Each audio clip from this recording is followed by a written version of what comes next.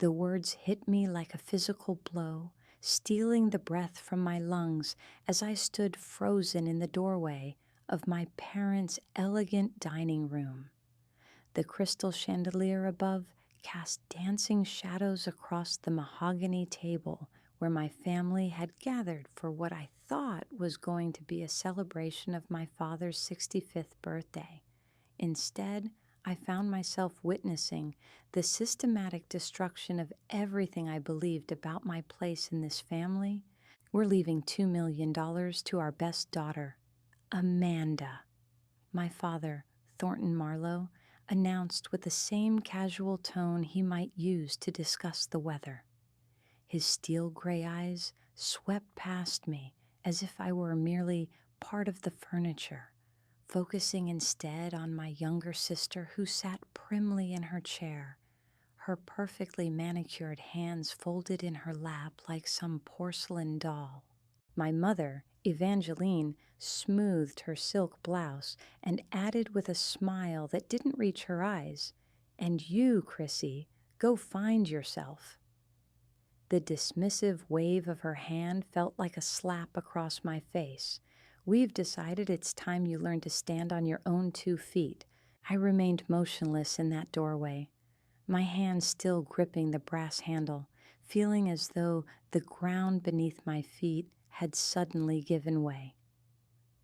28 years of my life, 28 years of trying to prove myself worthy of their love and respect. And this was how it ended.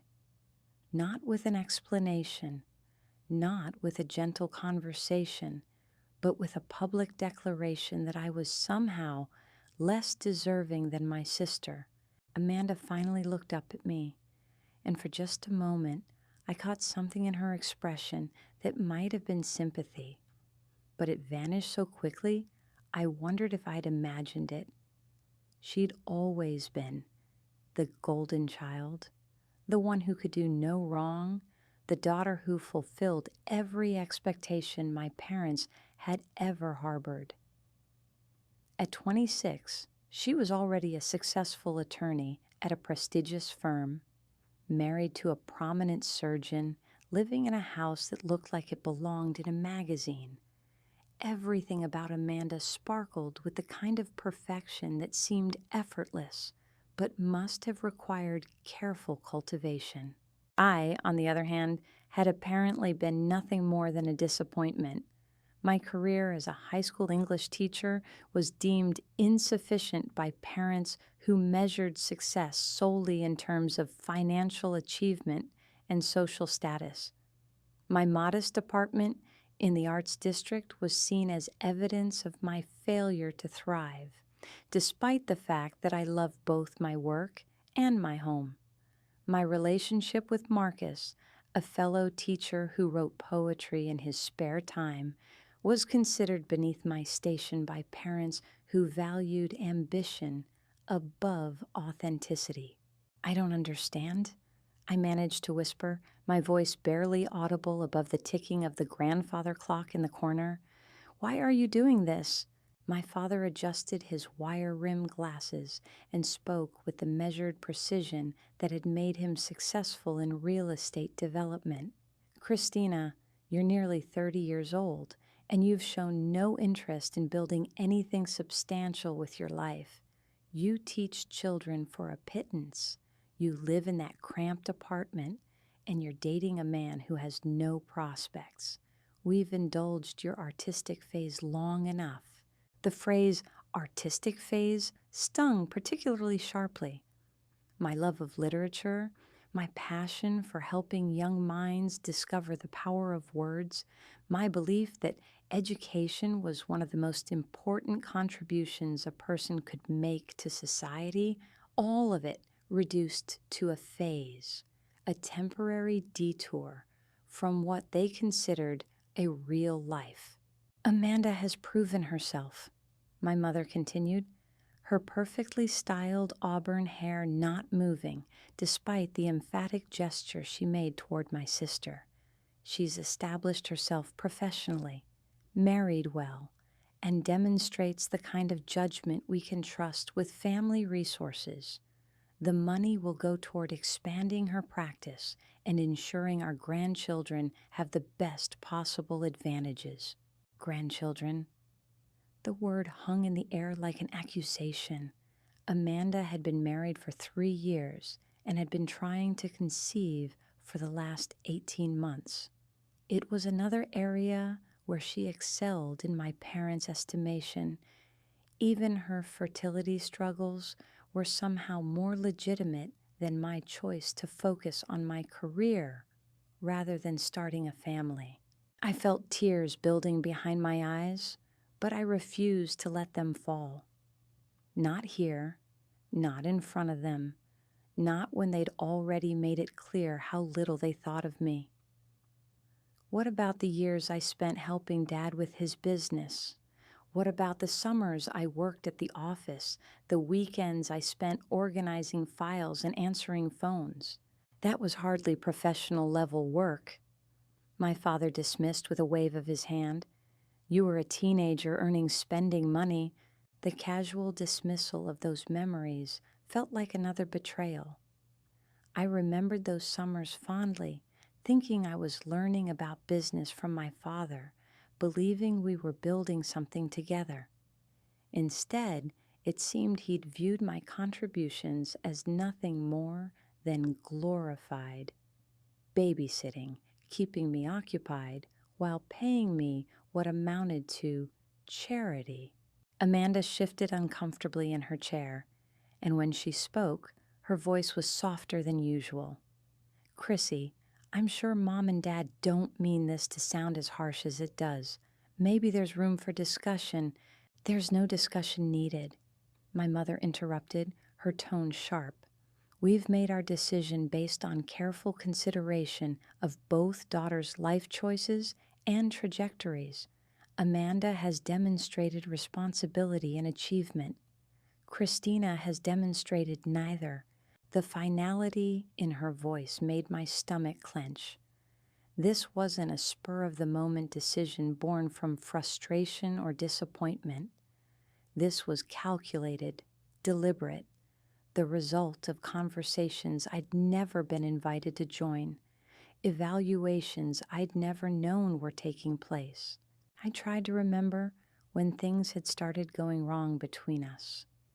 Growing up, I'd never felt this kind of overt favoritism. Yes, Amanda had always been the easier child, the one who followed rules without question and excelled in ways that made parents beam with pride, but I'd thought my own path, while different, was equally valued. I'd graduated summa cum laude from college, earned my master's degree in education, received recognition for my innovative teaching methods. Apparently, none of that mattered when measured against Amanda's achievements. I've been teaching for 6 years, I said, my voice growing stronger as anger began to override hurt. I've helped hundreds of students discover their potential, guided them toward college, been a mentor and support system for kids who had nowhere else to turn. How is that not substantial? My father's expression remained unmoved. Teaching is a noble profession for someone without options. You had options, Christina. You chose to limit yourself. The condescension in his voice was unbearable. I thought about Mrs. Patterson, my department head, who'd told me just last week that I was the most gifted teacher she'd worked with in 30 years. I thought about James, a former student who'd written to tell me that my class had inspired him to become a journalist. I thought about Sarah, who'd been failing everything when she entered my classroom and was now thriving at community college. None of that seemed to matter to the man who'd raised me. You're essentially disowning me, I said, the reality of the situation finally sinking in completely. You're cutting me out of the family. Don't be dramatic, my mother said with an eye roll that reminded me painfully of my teenage years. We're simply allocating our resources where they'll be most beneficial. You're perfectly capable of taking care of yourself. You've been telling us for years how independent you are." The irony wasn't lost on me. My independence, which I'd cultivated partly out of necessity when it became clear that my parents' support came with strings attached, was now being used as justification for abandoning me entirely. I'd learned to rely on myself because relying on them had proven unreliable, and now that self-reliance was being cited as evidence that I didn't need them.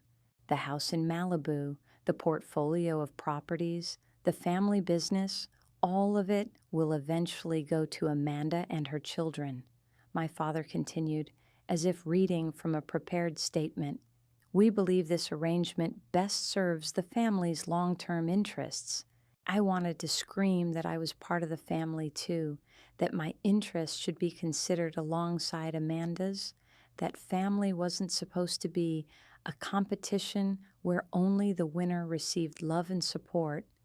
Instead, I found myself thinking about all the family gatherings where I'd felt slightly out of place, all the conversations that seemed to stop when I entered a room, all the times I'd sensed undercurrents I couldn't quite identify.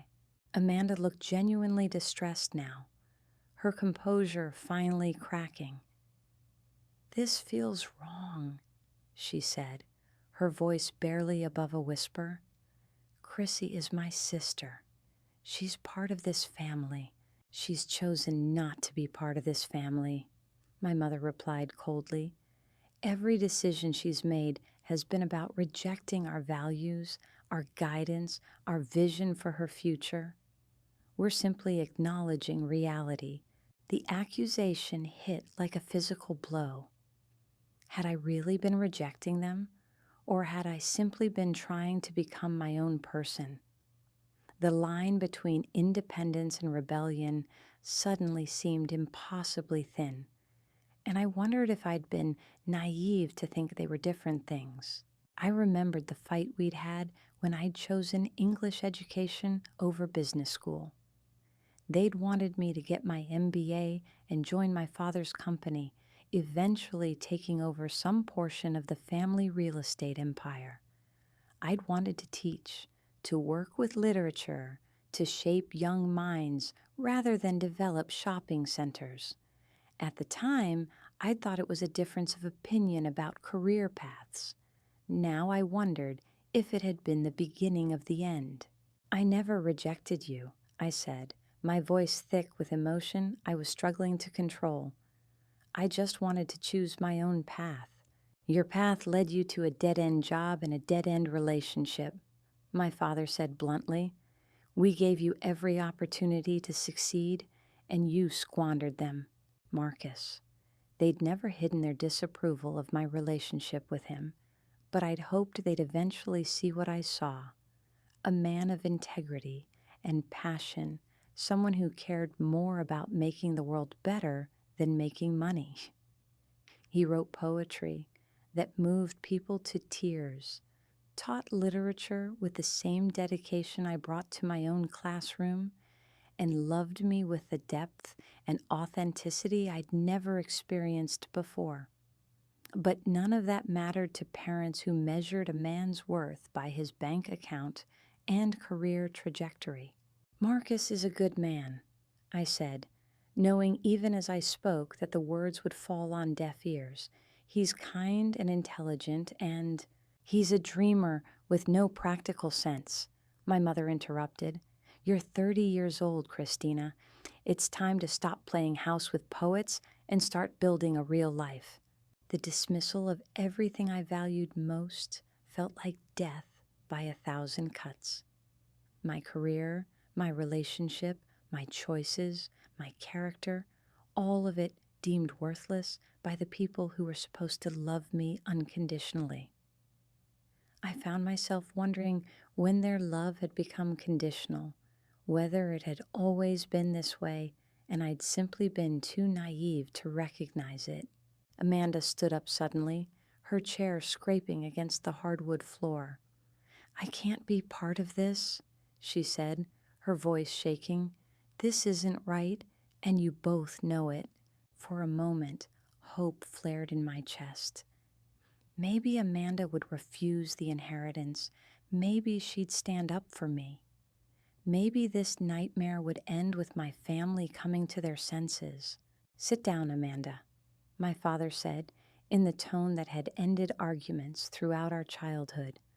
"This decision doesn't require your approval. It's already been made. But it requires my acceptance," Amanda shot back, surprising all of us with her defiance. "And I don't accept it. Chrissy is my sister, and I won't be part of cutting her out of the family." My mother's perfectly composed facade finally cracked, revealing the anger beneath. "You'll do what's best for your future and your children's future. This display of misguided loyalty won't change anything except your standing in this family." The threat was subtle, but unmistakable.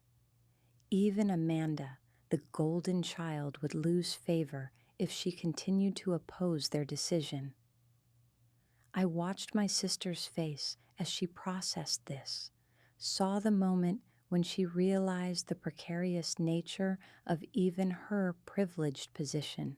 "There has to be another way," Amanda said, but the conviction had leaked out of her voice. "Some middle ground where we can all—" "There is no middle ground," my father said with finality. "Christina made her choices, and now she'll live with the consequences. The matter is settled." I felt something break inside my chest, something that had been cracking for years finally giving way completely. These people, my parents, the ones who'd raised me, who'd taught me my first words and bandaged my scraped knees, had become strangers. Worse than strangers, because strangers couldn't hurt me the way family could.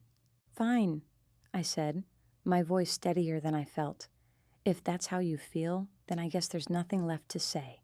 I turned to leave, my hand reaching for the doorknob, when I heard heavy footsteps in the hallway behind me. The sound was familiar, the deliberate gait of someone who'd never learned to move quietly despite his advanced age. My grandfather, Rutherford Ashworth, my mother's father, appeared in the doorway behind me. At 81, Grandfather Rutherford was still an imposing figure. Tall and broad-shouldered, with silver hair and piercing blue eyes that missed nothing, he commanded respect wherever he went. He'd built his fortune from nothing, starting with a single restaurant and expanding into hotels, real estate, and investments across 3 states. Unlike my parents, who'd inherited their wealth and social position, he'd earned everything through sheer determination and business acumen. "What the hell are you doing with my money?" he said, his voice carrying the authority of someone accustomed to being obeyed without question. The room fell silent, except for the ticking of the grandfather clock and the soft sound of my mother's sharp intake of breath. My father's face had gone pale, and Amanda looked confused, clearly not understanding the implications of our grandfather's unexpected arrival and angry question. "Dad," my mother began, her voice taking on the placating tone she'd used as a child when she'd done something wrong. "We were just discussing family finances with the girls, nothing that concerns you directly." Grandfather Rutherford's laugh was harsh and humorless. "Family finances that involve my money concerns me very directly, Evangeline, especially when I find out about them from my accountant rather than my own daughter." I felt a chill run down my spine. I'd always known that Grandfather Rutherford was wealthy, but I'd never understood the full extent of his holdings or how they intersected with my parents' finances. The family business, the properties, the investments they'd been talking about, how much of it actually belonged to him rather than them. "The trust fund arrangements are perfectly legal and proper," my father said, though his voice lacked its usual confidence. "We've consulted with attorneys and financial advisors. Legal and proper, Grandfather Rutherford repeated, his tone suggesting that legal and proper were not the same as right. And did these attorneys and advisors explain to you that the money you're so cavalierly distributing isn't actually yours to distribute? My mother's face had gone white. Dad, you said the properties would eventually is not the same as now, he interrupted, his voice rising, and the conditions I set for inheritance seem to have been conveniently forgotten in your rush to play favorites. I remained frozen in the doorway, afraid to move, afraid to breathe, afraid to do anything that might break the spell of this moment. Whatever was happening here, it was bigger than the inheritance announcement, bigger than my parents' favoritism, bigger than anything I'd understood about our family's financial structure. Grandfather, Amanda said tentatively, what conditions? He turned his attention to her, and his expression softened slightly. Amanda had always been his favorite too, though his affection seemed genuine rather than calculated. The conditions I established 30 years ago when I set up the trust that funds your parents' lifestyle and your college educations and your comfortable futures. My father stood up abruptly, his chair scraping against the floor. Rutherford, this is a private family matter. Perhaps we should discuss this later when emotions aren't running so high. Emotions are running high because you're making decisions that affect my granddaughters without bothering to understand the legal and financial realities of those decisions. Grandfather Rutherford replied, his blue eyes flashing with anger. And because you're violating the spirit and the letter of the agreements we made decades ago. I found my voice at last, though it came out as barely more than a whisper. What agreements? Grandfather Rutherford looked at me then, really looked at me, and I saw something in his expression that I'd never noticed before. Pride, perhaps, or recognition, or something deeper that I couldn't quite identify. The agreements that ensure my wealth goes to the family members who embody the values that built it in the first place. He said slowly, hard work, integrity, service to others, and the courage to forge your own path, even when others try to discourage you. The words hung in the air like a challenge, and I felt something shift inside my chest. Not hope exactly, but something close to it. Something that suggested this conversation was about to take a turn none of us had expected. Dad, my mother said, her voice tight with warning, you don't understand all the factors involved here. Christina has made choices that I understand perfectly, he interrupted. I understand that you've raised one daughter to be a carbon copy of your own limited ambitions and dismissed the other for having the courage to pursue something meaningful. The silence that followed was deafening. I could hear my own heartbeat, could feel the weight of everyone's attention, could sense that we were approaching some kind of precipice that would change everything. Christina, Grandfather Rutherford said, his voice gentler now, but still carrying unmistakable authority.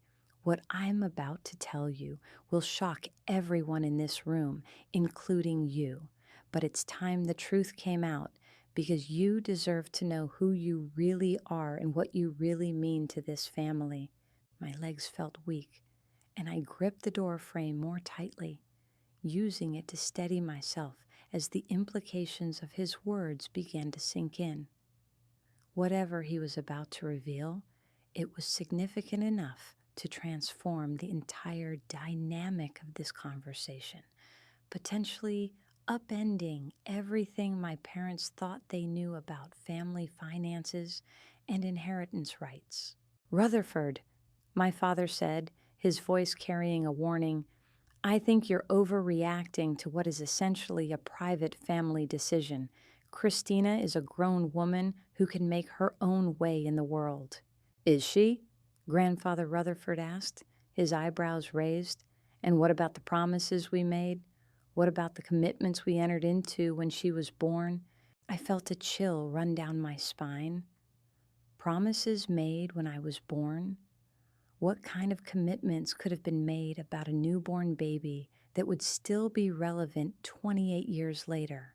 My mother had gone very still, her face pale, and her hands clasped tightly in her lap. Dad, that was a long time ago. Circumstances have changed. Christina has made different choices than we anticipated.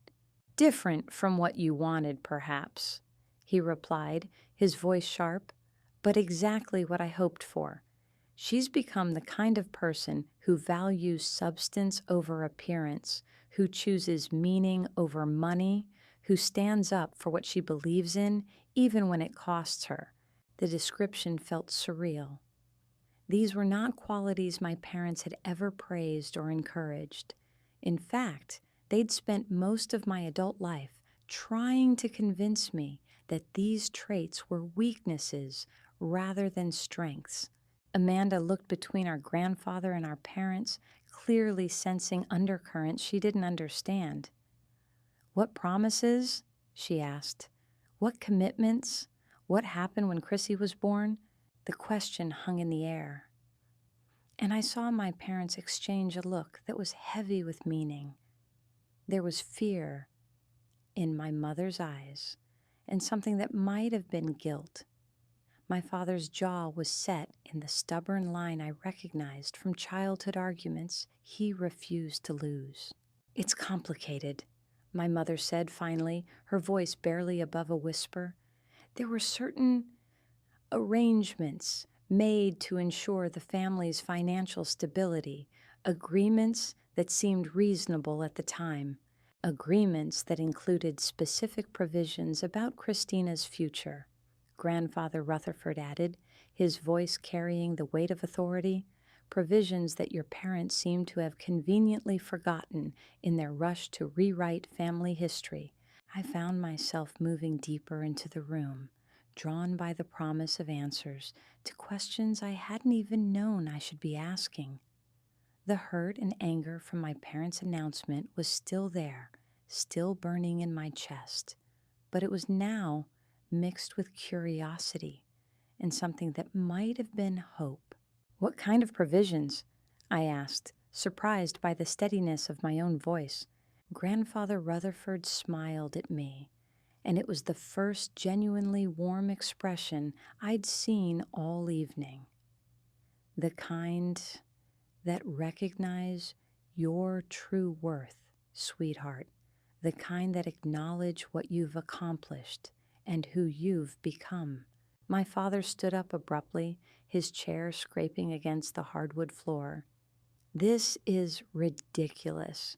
We can't make financial decisions based on sentimental attachments or outdated agreements that were made under completely different circumstances."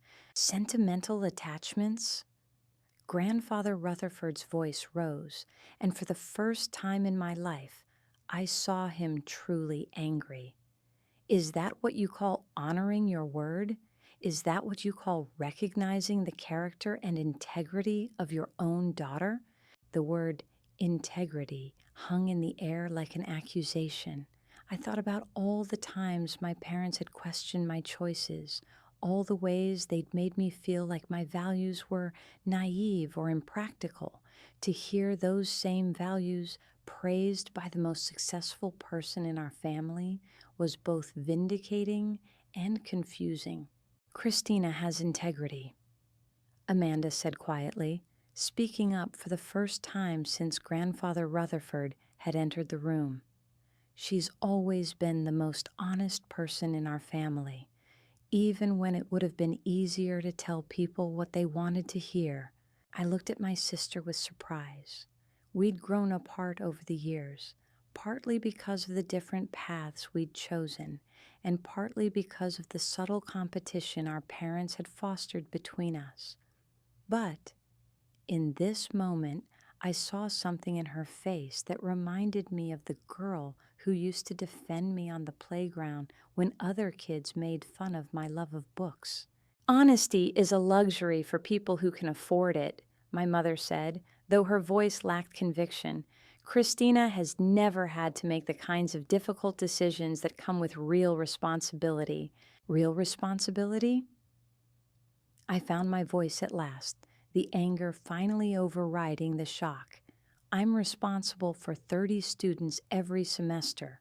I'm responsible for their education, their emotional well-being, their future opportunities. I've been responsible for myself financially since I graduated college because you made it clear that your support came with conditions I wasn't willing to meet. Teaching children is hardly the same as managing complex financial portfolios or running businesses, my father said dismissively. You have no experience with the kinds of decisions that come with real wealth, and that's exactly why she's the right person to inherit it, Grandfather Rutherford said, his voice cutting through the tension like a blade, because she understands that wealth is a responsibility, not just a privilege. Because she's proven that she can live according to her principles, even when it costs her something. The room fell silent, except for the ticking of the grandfather clock and the sound of my mother's shallow breathing. I could see her calculating, trying to figure out how to navigate this unexpected challenge to their plans. Dad, she said carefully, you're not thinking clearly. Christina is inexperienced with financial matters. She could lose everything through poor decisions or naive investments. Could she? He asked, raising an eyebrow. Or would she approach financial management the same way she approaches everything else, with careful thought, moral consideration, and concern for how her decisions affect others? I felt tears building behind my eyes again, but this time they weren't tears of hurt and humiliation. They were tears of recognition, of finally being seen and understood by someone who mattered. My grandfather had described me more accurately in 2 sentences than my parents had in 28 years. You don't understand the full picture, my father said, his voice taking on the tone he used when he was trying to close a difficult deal. Christina's lifestyle choices, her relationship, her career path. None of it demonstrates the kind of judgment we can trust with significant financial resources. Her lifestyle choices, Grandfather Rutherford repeated slowly, demonstrate exactly the kind of judgment I want to see in a financial steward. She chooses work that serves others over work that simply pays well. She chooses relationships based on character rather than financial prospects. She chooses to live modestly and within her means rather than accumulating debt to maintain appearances. Each point felt like vindication, like someone finally understanding the logic behind decisions that had been questioned and criticized for years. I'd never thought of my choices as demonstrating financial wisdom, but when my grandfather framed them that way, I could see the pattern of values that had guided me. Marcus is a good man, I said, my voice stronger now. He's intelligent and kind, and he makes me happy. Isn't that worth something? Not when happiness doesn't pay the bills, my mother replied, but her voice lacked its earlier certainty. Marcus pays his bills, I shot back.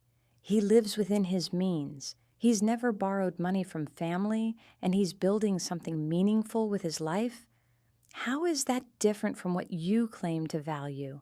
He's a teacher, my father said, as if that explained everything. There's no future in it, no opportunity for real advancement or wealth building. There's no future in teaching. I felt anger flare hot in my chest. Education is the foundation of every successful society. Teachers shape the minds that become doctors and lawyers and business leaders. We create the future every single day. You create idealistic young people who don't understand how the world really works, my father replied dismissively. I create thoughtful, educated citizens who can think critically and contribute meaningfully to society, I countered. Isn't that what we should want from the next generation?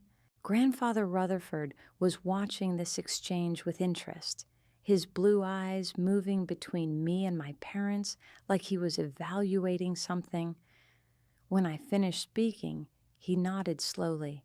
That, he said, is exactly what I want to hear from someone who might one day be responsible for managing family resources, concern for the broader impact of decisions, understanding that wealth should serve a purpose beyond personal comfort. My parents exchanged another look, this one clearly worried. Whatever power dynamic they'd thought they controlled was shifting in ways they hadn't anticipated.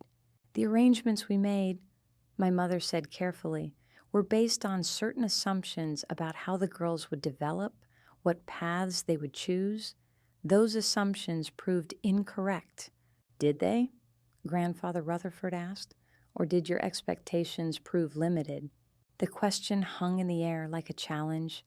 I found myself thinking about all the ways I disappointed my parents, all the choices they'd questioned, all the times they'd made me feel like I was failing to live up to some standard I'd never fully understood. I never wanted to disappoint you, I said, addressing my parents directly for the first time since this conversation had begun. I just wanted to be myself. I wanted to choose work that mattered to me, to build relationships based on love rather than convenience, to live according to principles rather than expectations. And those choices have led you exactly where they should have, Grandfather Rutherford said firmly, to a life of meaning and integrity and service to others, to the kind of character that wealth should support rather than corrupt. Amanda shifted in her chair, and when she spoke, her voice was thoughtful. Grandfather, what exactly are these arrangements you keep mentioning?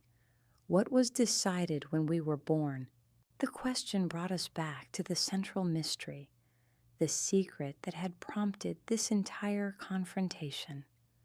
I could see my parents' discomfort growing, could sense that whatever my grandfather was about to reveal would change everything. When Christina was born, he began slowly, his voice taking on the weight of long-held secrets. Your parents were struggling financially. Thornton's business was failing. Evangeline's family had cut her off for marrying beneath her station, and they were facing bankruptcy. I felt shock ripple through me. My parents had always presented themselves as successful, established, secure.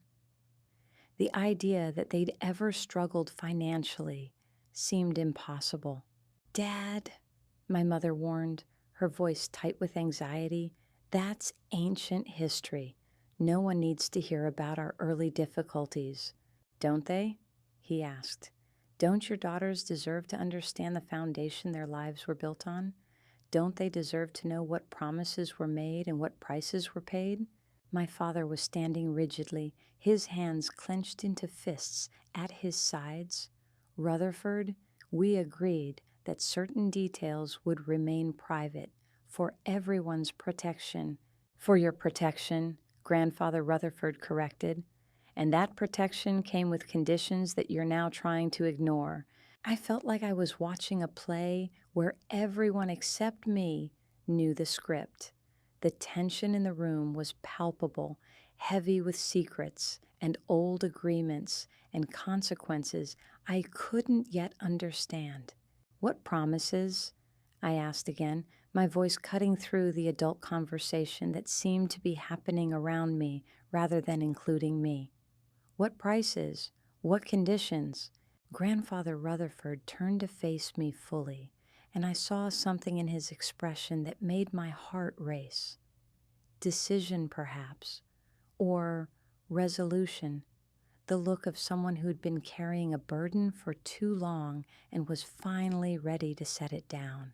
The promise that if your parents could raise you to be the kind of person worthy of inheriting real wealth, someone with integrity, independence, and a commitment to using resources responsibly, then my fortune would go to you rather than to the family members who'd simply been born into privilege. The words hit me like a physical blow. I felt my knees weaken and had to grip the back of a chair to steady myself. To me? To you, he confirmed. The entire trust, the businesses, the properties, the investments, all of it was always intended for the grandchild who proved worthy of the responsibility, not the one who simply met surface expectations. My mother made a sound that was somewhere between a gasp and a sob. Dad, you can't be serious. Christina is completely unprepared for that kind of responsibility. Is she? He asked. She spent 6 years managing classrooms, budgets, and complex educational goals. She's lived independently, made thoughtful financial decisions, and demonstrated the kind of character that suggests she'd approach wealth with wisdom rather than selfishness. She teaches high school English, my father said desperately. She has no business experience, no understanding of complex financial instruments, no training in estate management, all of which can be learned, Grandfather Rutherford replied calmly. Character cannot be learned. Integrity cannot be taught. The willingness to put principles above profit cannot be purchased. She has the qualities that matter most, and the rest is just technical training. I found myself sinking into the chair I'd been gripping, overwhelmed by the magnitude of what he was saying. My entire life, I'd been made to feel like a disappointment, like the daughter who'd failed to live up to expectations. Now, I was being told that I'd actually exceeded them, that my choices had been exactly right, that I'd been passing a test I hadn't even known I was taking. This is insane, Amanda said, though her voice was more wondering than angry.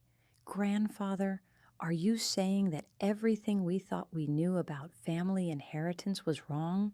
I'm saying that your parents chose to tell you only part of the truth, he replied.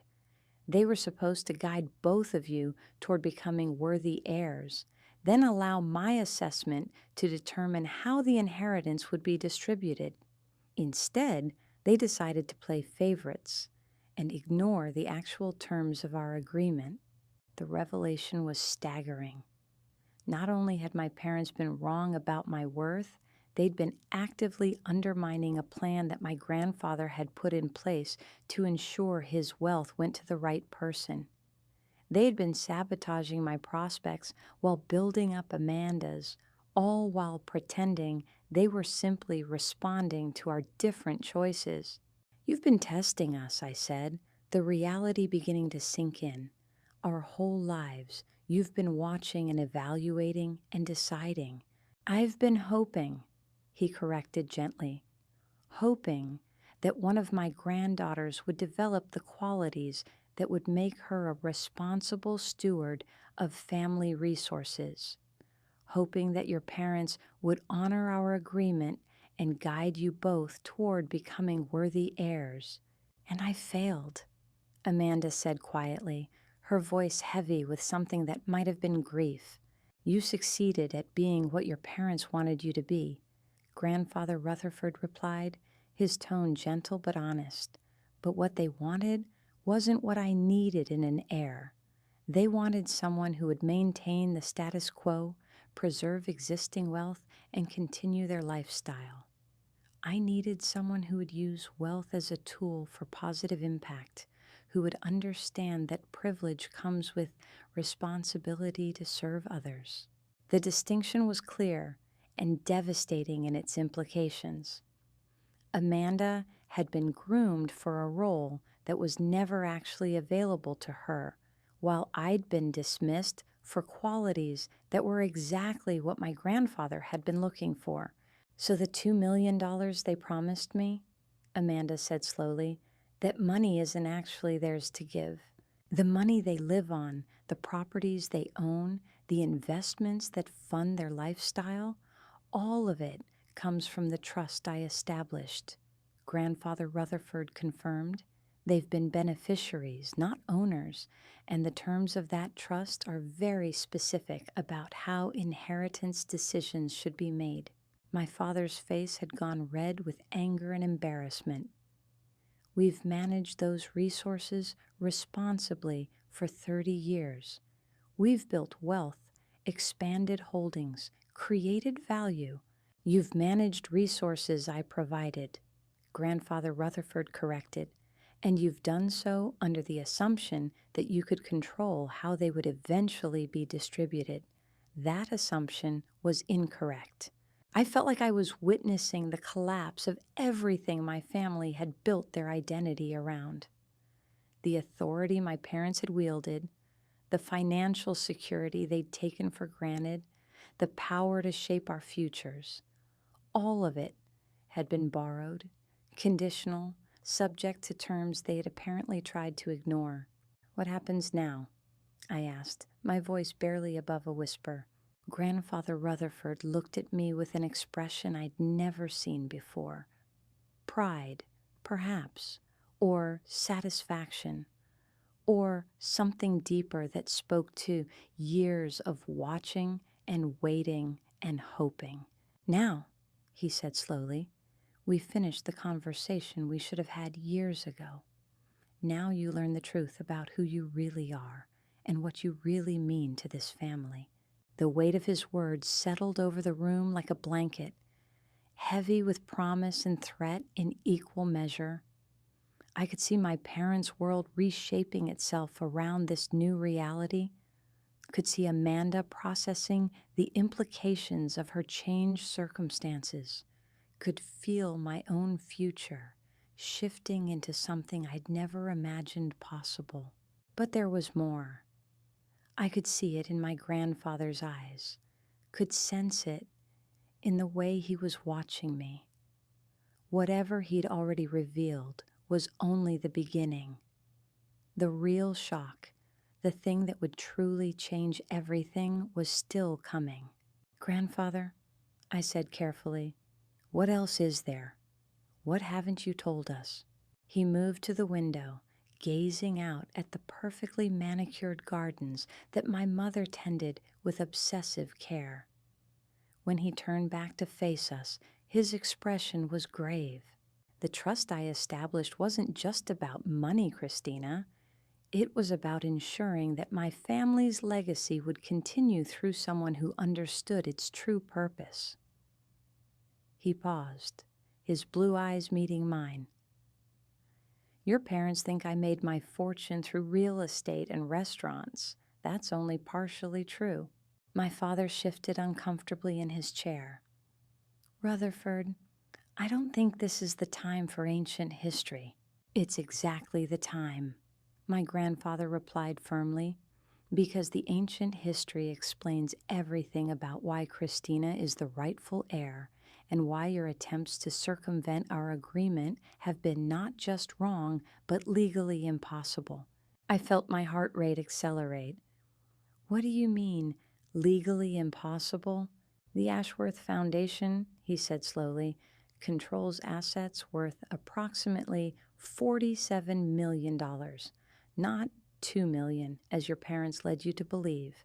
And those assets are held in a very specific type of trust that requires the heir to demonstrate particular qualifications before they can access them."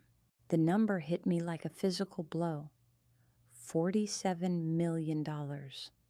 I'd been struggling to imagine inheriting $2 million, and now he was talking about more than 20 times that amount.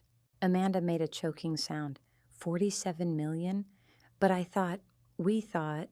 "You thought what your parents told you to think," Grandfather Rutherford said, not unkindly, "because they've been operating under the assumption that they could control the narrative and the outcome. They've been wrong on both counts." My mother stood up abruptly, her face flushed with what looked like panic. "Dad, you're going too far. The girls don't need to know every detail of family financial arrangements, don't they? He asked. Don't they deserve to understand that one of them has been preparing for this responsibility her entire life, while the other has been deliberately kept in the dark about what was really at stake? The implication hit me like a thunderbolt. You've been guiding my choices, I said, pieces of a puzzle I hadn't known existed suddenly falling into place.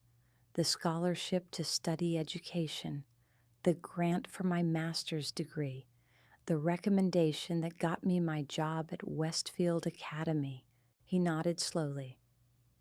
All arranged through intermediaries, all designed to help you develop the skills and character traits that would make you an effective steward of significant resources.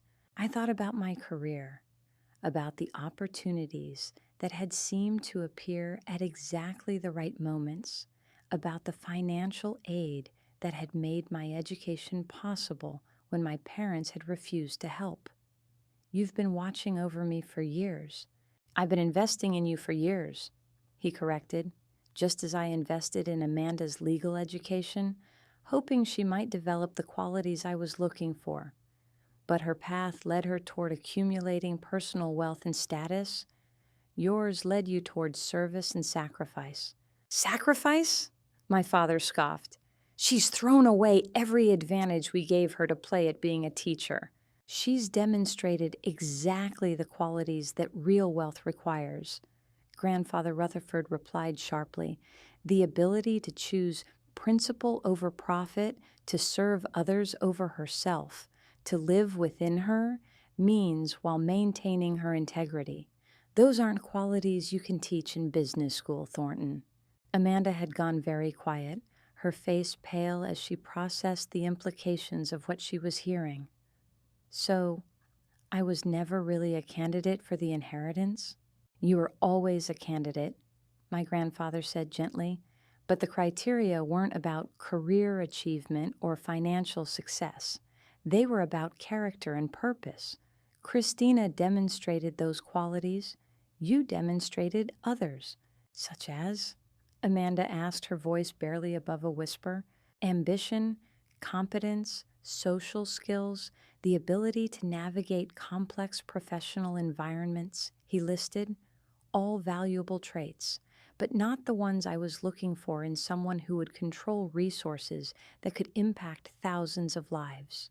I found myself thinking about my students again, about the kids who came from broken homes and difficult circumstances, about the way education could transform a life trajectory. The foundation, what does it do? Educational grants, scholarships, teacher training programs, literacy initiatives, my grandfather explained. It's focused on providing opportunities for young people who might not otherwise have them. People like you were when you chose teaching over business school. The irony was breathtaking. My parents had criticized my career choice as impractical and limited, not realizing that it was exactly what qualified me to inherit resources dedicated to education and opportunity. How long have you known, I asked, that I was the one you wanted as your heir?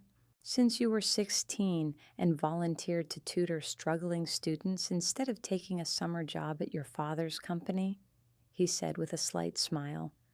That was when I knew you understood that some things were more important than money. My mother was crying now, tears streaming down her carefully made-up face. We did our best to raise both girls properly. We tried to give them every advantage. You tried to raise them to be what you wanted them to be, Grandfather Rutherford corrected. But what you wanted wasn't what I needed, and more importantly, you violated the terms of our agreement by trying to manipulate the inheritance distribution. My father's jaw was clenched so tightly I could see the muscle jumping. We have legal rights, 30 years of managing those assets, of building the family business, of living on money that was never actually yours. My grandfather interrupted. The properties you think you own are held by the trust. The business you think you control is funded by trust assets. Your comfortable lifestyle has been subsidized by an arrangement that you're now trying to betray. The full scope of the deception was staggering. My parents hadn't just been wrong about my worth, they'd been lying about their own financial position, creating an illusion of wealth and control that was entirely dependent on my grandfather's continued support. "What happens now?" Amanda asked, echoing the question that was burning in my mind. "Now Christina has a choice to make," my grandfather said, turning his attention back to me. "She can accept the responsibility that comes with inheriting the foundation, which means dedicating her life to expanding educational opportunities for underserved communities, or she can walk away and the assets will be donated to existing charitable organizations." "And if I accept?" I asked, my voice steady despite the magnitude of what he was offering. "If you accept, you'll control one of the largest private educational foundations in the state. You'll have the resources to fund hundreds of scholarships, support innovative teaching programs, and create opportunities for thousands of students who might otherwise be limited by their circumstances." The responsibility was overwhelming, but also exhilarating. I thought about all the students I'd taught who had brilliant minds but limited resources, about the teachers I knew who were struggling to provide quality education with inadequate funding, about the potential to make a real difference on a scale I'd never imagined possible. "There are conditions," my grandfather continued. "You'll need to complete additional training in nonprofit management and foundation operations. You'll work with a board of advisors who have experience in educational philanthropy, and you'll need to demonstrate that you can manage significant resources responsibly." "What about Marcus?" I asked, thinking about the man I loved and how this revelation might change everything between us. "What about him?" my grandfather asked. "From what I understand, he's a dedicated educator who shares your values and commitment to service. Why would that be a problem?" My parents exchanged a look of disbelief. "Because he's a dreamer with no practical sense," my mother said, though her voice lacked its earlier conviction. "He's exactly the kind of person who understands the real purpose of wealth," my grandfather replied.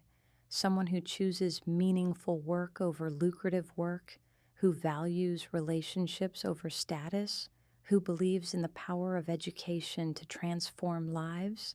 I felt tears building in my eyes, but this time they were tears of relief and gratitude. For the first time in my adult life, someone was validating not just my choices, but the values that had guided those choices. "What about my current job?" I asked. "My students?" "The foundation will need someone who understands education from the ground up," he explained. "Your teaching experience isn't a liability, it's your primary qualification. You'll be able to continue teaching if you choose, or transition into foundation work, or find ways to combine both." Amanda stood up suddenly, her movement sharp and decisive. "I can't be part of this," she said, her voice shaking. "I can't sit here and pretend this isn't devastating to hear."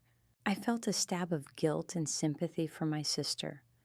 She'd spent her entire life believing she was the favored daughter, the successful one, the heir apparent. Now she was learning that everything she'd been told about her future was wrong. "Amanda," I said softly, "this doesn't mean you're not valued. It doesn't mean you're not important to the family. Doesn't it?" she asked, her composure finally cracking completely. "Everything I've worked for, everything I've achieved, all of it, was based on the assumption that I was building towards something. Now, I find out that I was never even in the running." My grandfather's expression softened, as he looked at his other granddaughter. "You were always in the running, sweetheart, but the race wasn't what your parents told you it was. They measured success by wealth accumulation and social status. I measured it by character and purpose. And I failed," Amanda said flatly.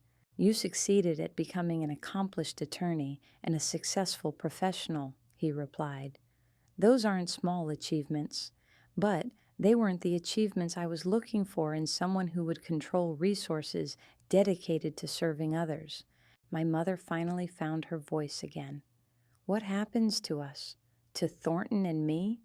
If Christina inherits everything, what becomes of our life?" The question revealed everything about their priorities. Not concern for their daughters' futures or happiness, but anxiety about their own financial security. "You'll continue to receive a comfortable allowance from the trust," my grandfather said, "enough to maintain your current lifestyle, but not enough to manipulate or control your daughter's futures. And you'll do so under the understanding that any further attempts to interfere with Christina's inheritance will result in the termination of that arrangement." My father's face went white. "You can't be serious. After 30 years of managing these assets, of building value, of living on money that was intended to test and prepare your daughters for greater responsibility," my grandfather finished, "money that you used to create a lifestyle you couldn't actually afford, while criticizing the daughter who was living within her means and building genuine wealth through her character and choices." The hypocrisy was stunning. My parents had spent years making me feel inadequate for not achieving their definition of success, while their own success had been entirely dependent on my grandfather's financial support. "I need time to think," I said, the magnitude of the decision weighing heavily on my mind. It's more than I ever imagined." "Of course," my grandfather said gently. "Take all the time you need, but know that I have complete confidence in your ability to handle this responsibility. You've been preparing for it your entire life, even when you didn't know that's what you were doing." Amanda was staring out the window now, her shoulders rigid with suppressed emotion. When she spoke, her voice was carefully controlled. "I suppose I should congratulate you, Chrissy. You've won the prize I didn't even know we were competing for." "This isn't about winning," I said, moving toward her. "This isn't about competition between us, isn't it?" she asked, turning to face me. "Everything in our family has been about competition. Who was smarter? Who was more successful? Who deserved more support and attention? I thought I was winning, but it turns out the game was completely different from what I understood." I reached out to touch her arm, but she stepped away. "Amanda, we don't have to let this destroy our relationship. We can find a way to move forward together." "Can we?" she asked. "How do I move forward, knowing that everything I believed about myself and my place in this family was wrong? How do I process the fact that my own parents systematically lied to me about what was really at stake?" The pain in her voice was heartbreaking. Whatever my own hurt and anger toward my parents, I couldn't ignore the fact that Amanda was also a victim of their manipulation. She'd been used as a weapon against me, shaped into someone she might not have chosen to become if she'd understood the real situation.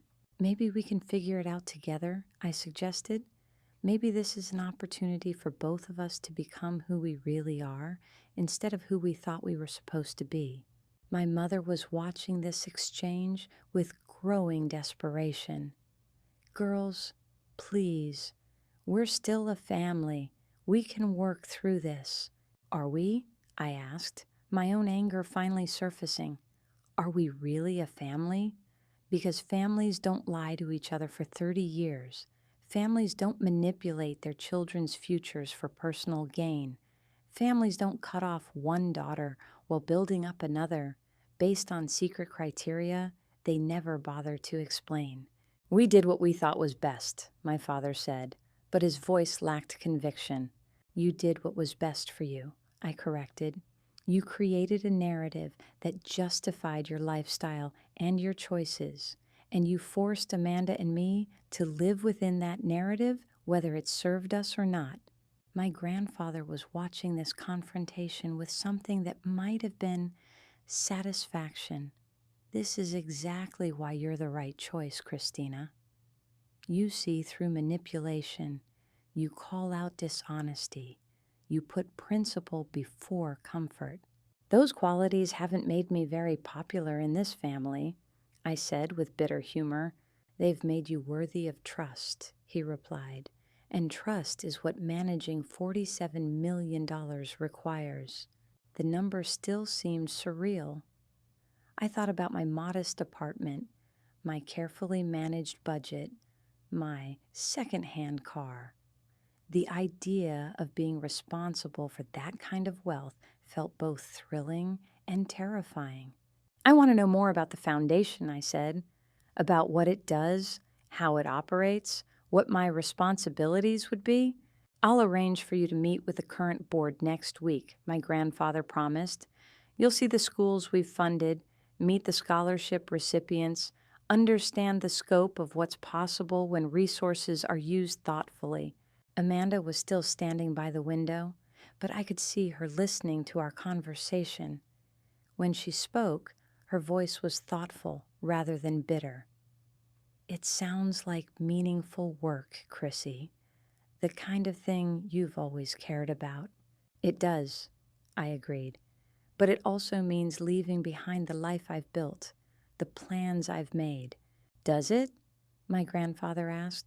Or does it mean expanding those plans, using your skills and experience on a larger scale? I thought about my students, about the impact I'd been able to have in 6 years of teaching. What could I accomplish with the resources to fund entire programs, to support hundreds of teachers, to create opportunities for thousands of students? What about my current job? I asked. My students at Westfield Academy? The foundation could fund a pilot program there, my grandfather suggested. Advanced placement courses, college preparation support, teacher training initiatives. You could transform the school while using it as a model for other programs. The possibilities were staggering. Instead of helping 30 students per semester, I could help thousands. Instead of struggling with limited resources, I could ensure that innovative programs had the funding they needed to succeed. And Marcus? I asked, still thinking about how this would affect the man I loved. Marcus could be part of it, my grandfather said. His poetry, his understanding of literature, his commitment to education, all of that could contribute to the Foundation's mission. We need people who understand that education isn't just about test scores and college admission rates. It's about developing human potential. I felt a surge of emotion as I imagined sharing this opportunity with Marcus, working together to create the kind of educational programs we'd dreamed about during late-night conversations about reforming public education. I want to accept, I said, the words coming out before I'd fully realized I'd made the decision. I want to take on this responsibility. My grandfather smiled, and it transformed his entire face. I was hoping you'd say that. My parents looked stricken, as if they'd been holding on to hope that this entire conversation was some kind of elaborate test or manipulation that would eventually be revealed as false. What about us? My mother asked plaintively. What about our family? We'll still be family, I said, though I wasn't entirely sure what that would mean going forward. But we'll be family on different terms, honest terms, terms that don't involve one person being diminished so another can be elevated. Amanda turned from the window, and when she looked at me, I saw something I hadn't expected. Relief. You know what's strange? She said. I'm actually glad it's you. I spent so many years trying to be perfect, trying to meet expectations I didn't fully understand. Maybe now I can figure out who I really am when I'm not competing for approval. What will you do? I asked. She shrugged, but there was something lighter in her expression than I'd seen in years. Maybe I'll take some time to think about what I actually want instead of what I'm supposed to want. Maybe I'll travel or take up painting again or find ways to use my legal skills for something more meaningful than corporate transactions. The foundation will need legal counsel, my grandfather suggested, someone who understands both family dynamics and charitable law, someone who can help ensure that the foundation operates with integrity and transparency. Amanda's eyes widened. Are you offering me a job? I'm offering you an opportunity to be part of something meaningful, he replied. If that interests you. I watched my sister consider this possibility, saw her calculating not just the practical implications, but the emotional ones. Working together instead of competing, contributing to something larger than ourselves, building a relationship based on shared purpose rather than family obligation. I'd like that, she said slowly. I think I'd like that very much. The relief I felt was profound. Whatever damage had been done to our family relationships, whatever trust had been broken, there was still the possibility of rebuilding something better in its place. My parents sat in stunned silence as the three of us, their daughters and my grandfather, began discussing logistics and timelines and possibilities. They'd lost control of the narrative they'd spent 30 years constructing. But more than that, they'd lost the power to define our futures. There's one more thing, my grandfather said as our conversation began to wind down, something I want both of you to understand about why this happened the way it did. Amanda and I turned our attention to him waiting. Your parents love you, he said simply. They made terrible choices. They prioritized the wrong things. They let fear and greed distort their judgment. But their love for you is real, even if their expression of it has been deeply flawed. I looked at my mother and father, seeing them perhaps for the first time as frightened, imperfect people rather than the towering authority figures of my childhood. My mother was crying again, her makeup ruined, her perfect composure completely shattered. My father looked smaller somehow, diminished by the revelation that his authority had been borrowed rather than earned. We can work toward forgiveness, I said carefully, but it will take time, and it will require honesty going forward. No more secrets, no more manipulation, no more playing favorites. Can you forgive us? My mother asked, her voice breaking. I can try, I said, but things will be different. Will be different.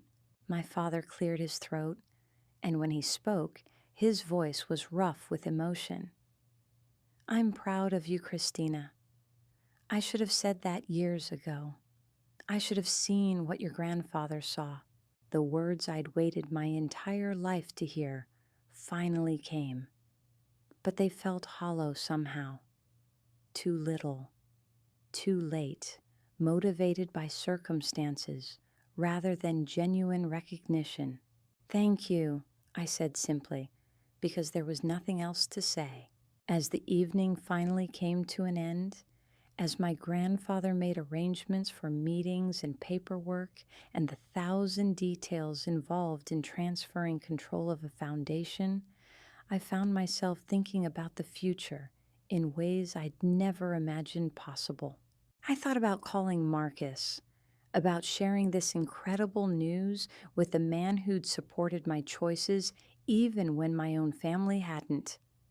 I thought about my students, about how this opportunity could transform not just their education, but their entire life trajectories.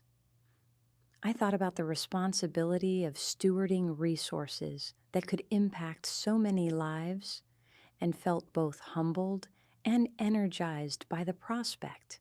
Most of all, I thought about the strange turns that life could take, the way endings could become beginnings, the way rejection could transform into the greatest opportunity of your life.